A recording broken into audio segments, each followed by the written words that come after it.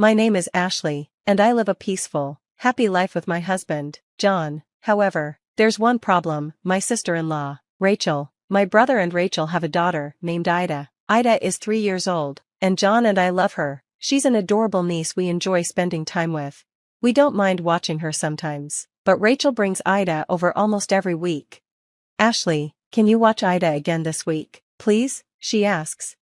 Okay, I reply, and Ida happily runs from the doorway into our living room, where John is relaxing. I assume he'll keep an eye on her, but I decide to talk to Rachel about it.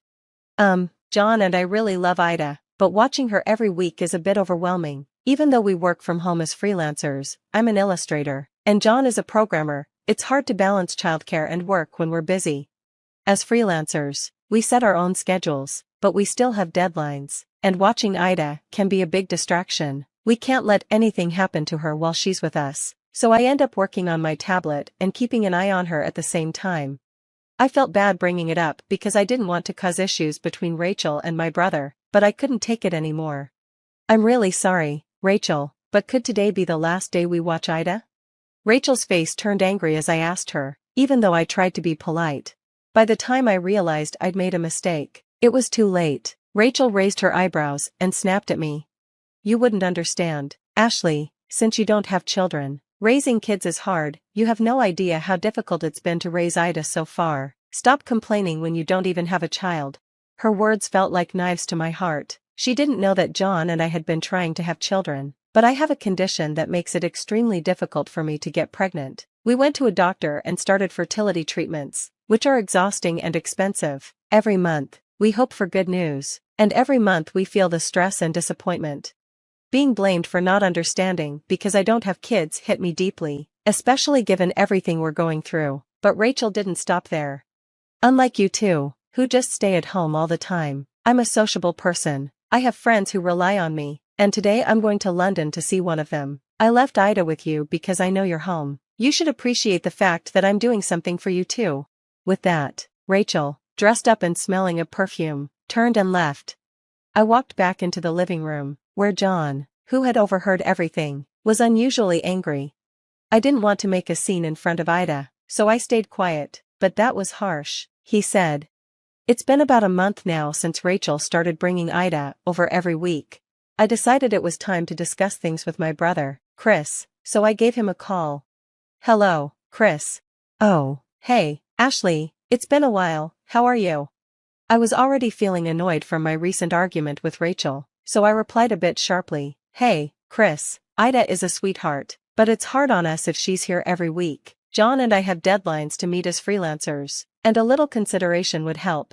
He sounded confused. Ida? She's sleeping at home right now. What? That didn't make sense. He even sent me a picture of her sleeping, and it was clearly Ida, but younger than the child Rachel had been leaving with us. I sent him a photo of the girl who was with us now, playing with John, and Chris replied, Who's that? The last time I'd seen Ida with Chris, she was a baby who couldn't even walk. Suddenly, it hit me, this child Rachel brought over every week might not be Ida, but then why was Rachel bringing her? Chris and I were both confused. John, who'd been listening to the call, spoke up hesitantly. Chris, I'm sorry if this sounds rude, but, has Rachel been acting strange lately? John and I had talked about this before. After Rachel's parents passed away, she seemed different, and we stopped seeing her at family gatherings. The Rachel I remembered was modest in her style, but lately, she'd been dressing in bright colors and wearing flashy accessories. Chris seemed to have noticed this change, too, and responded with a dejected, yeah.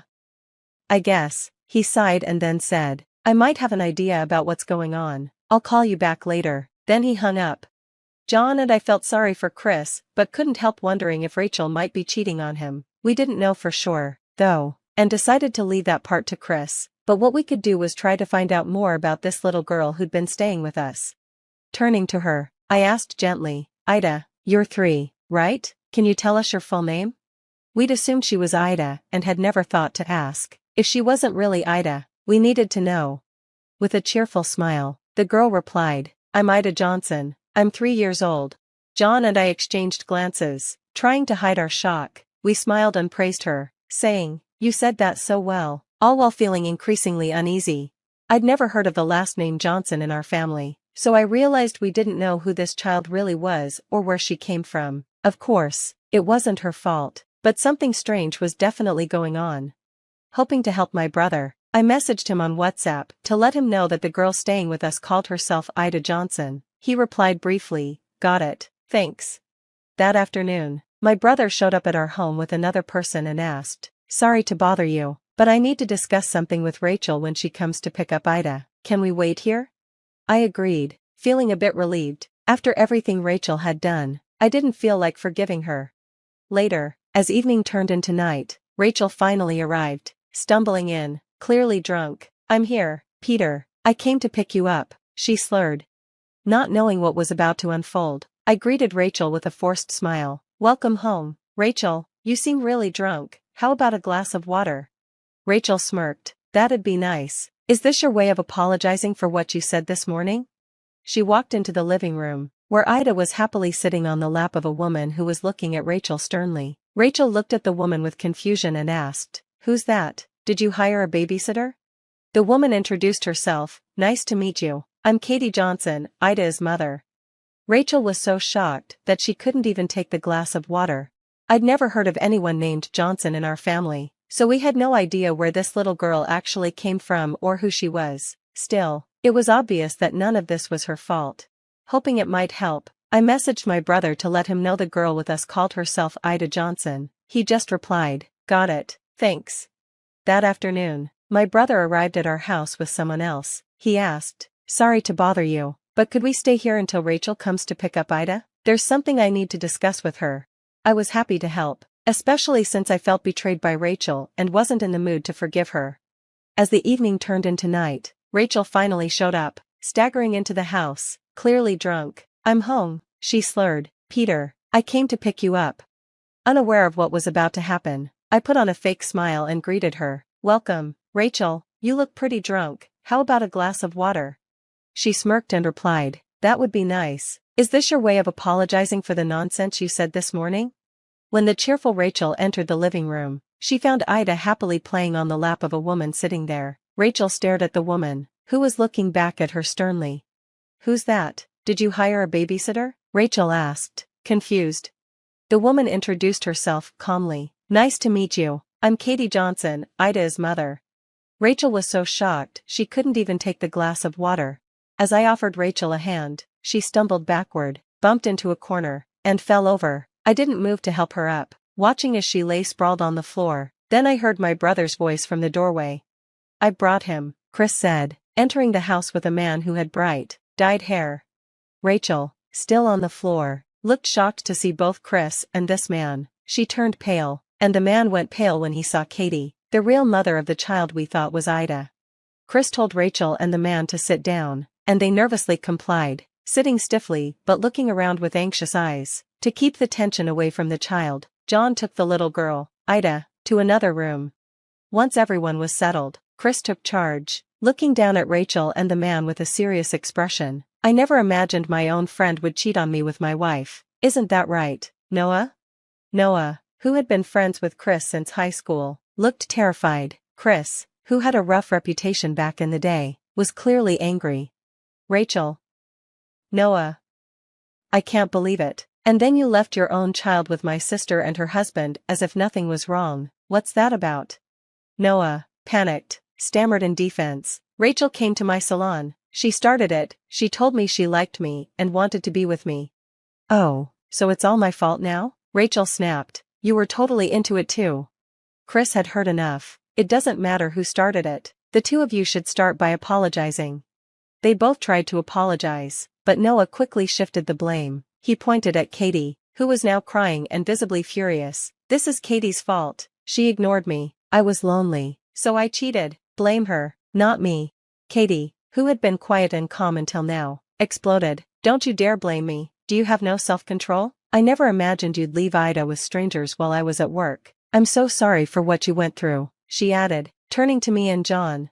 Katie's anger seemed to unnerve both Noah and Rachel. Rachel tried to justify her actions, saying, "Well, Ashley and John don't have kids. They work from home and have plenty of time, so it was convenient for them." I couldn't hold back anymore. "Just because we don't have children doesn't mean we're here to take care of yours. And how dare you bring a stranger's child into our home under false pretenses? Rachel, trying to brush it off, said, "What's the big deal? I just thought I'd show you what having kids is like. You don't have any of your own anyway." Her words hit hard. "Rachel, you know we've been struggling to have children. You knew about our infertility treatments. It's infuriating that you'd say something like that and take advantage of us."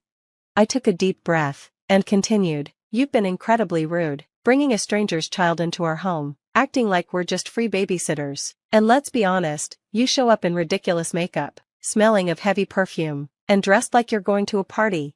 Rachel and Noah sat in silence, finally realizing the hurt and chaos they'd caused. When I finally said everything I had been holding back, Rachel's face turned bright red. She knew she couldn't argue anymore, so she bit her lip and stayed silent. After that, Chris and Katie thoroughly scolded Rachel and Noah. Both couples ended up divorcing, and Rachel and Noah were required to pay hefty educational costs for their children. Chris also shared the story of Rachel and Noah's affair with friends back in Nebraska, and soon the rumor spread to Noah's local hair salon. Noah became the talk of the town, and as a result, he was fired from his job. Rachel, who had always been a housewife with no work experience, struggled to find a job. Since she'd been a stay-at-home wife since college, her job search was difficult. After her parents found out about her cheating, they disowned her, leaving her to scrape by doing odd jobs. In the end, both Rachel and Noah lost their jobs and families due to their affair and were left in a sad and lonely state. As for me, I received an incredible surprise. Our fertility treatments worked. I'm now pregnant, and we're expecting twins. John and I were overjoyed, shedding happy tears as we look forward to our baby's arrival. We still keep in touch with Katie and little Ida, and a special bond has grown between us. Ida and our niece love playing together, and they even touch my belly and say to the babies, "Let's play together once you're born." It's incredibly sweet. Though Chris and Katie were hurt by their partner's betrayal, they've committed to raising their children as single parents. John and I promise to support them however we can. Together, the four of us, John, Chris, Katie, and me, have become close, united in raising Ida, our niece, and the twins we're expecting. Through everything, we've formed a strong, supportive family bond.